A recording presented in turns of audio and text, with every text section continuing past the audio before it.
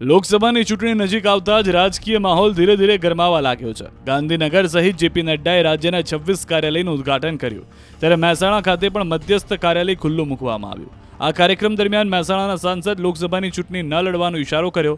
સાંસદ શારદાબેન પટેલે જણાવ્યું કે હાલના સમયમાં પાર્ટીને યુવા ઉમેદવારોની જરૂર છે। મારી ઉંમર હવે ટિકિટના માપદંડમાં આવતી નથી। વધુમાં કહ્યું હતું કે દેશને આઈટી અને ટેકનોલોજીના જાણકાર લોકોની જરૂર છે। પાર્ટી જે આદેશ કરશે તે શિરોમાન્ય રહેશે। લોકસભા ચૂંટણીમાં 5 લાખથી વધુ મતોથી જીતવાનો વિશ્વાસ પણ વ્યક્ત કર્યો। ચૂંટણી લડવા મુદ્દે તેમણે કહ્યું કે મારી ઉંમરના લિહાઝના કારણે હું ટિકિટ માટે આશા ન રાખી શકું।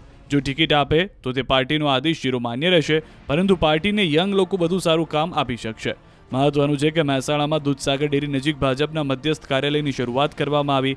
આ દરમિયાન સાંસદ શારદાબેન પટેલ, પૂર્વ નાયબ મુખ્યમંત્રી નીતિન પટેલ અને જિલ્લા ભાજપ પ્રમુખ સહિતના નેતાઓ ઉપસ્થિત રહ્યા હતા। મારે ઉંમરનો લિહાઝ કરું છું, એટલે જે ગાઈડલાઈન બાંધેલી છે એ પ્રમાણે લગભગ હું 75 થઈ ગઈ, એટલે આશા ન રાખું કે હું મને ટિકિટ આપે। પાર્ટી આપે તો પાર્ટીનો આદેશ માનવો જરૂરી છે, પણ આઈ થિંક યંગ લોકોનું હવે જે સાહેબ સાથે હું 5 વર્ષ કામ કરી રહી છું એમાં હું માનું છું કે યંગ બ્લડની વધારે જરૂર છે। જે આઈટી રિલેટેડ જે કાર્યો છે અને ઇન્ટરનેશનલ જે પહેચાન બનાવવાની છે આપણા દેશની, તો મારું આ પર્સનલ વ્યૂ છે કે હંમેશા આ જે સાહેબની વ્યૂ છે એમાં યંગ બ્લડ વધારે સૂટ થશે।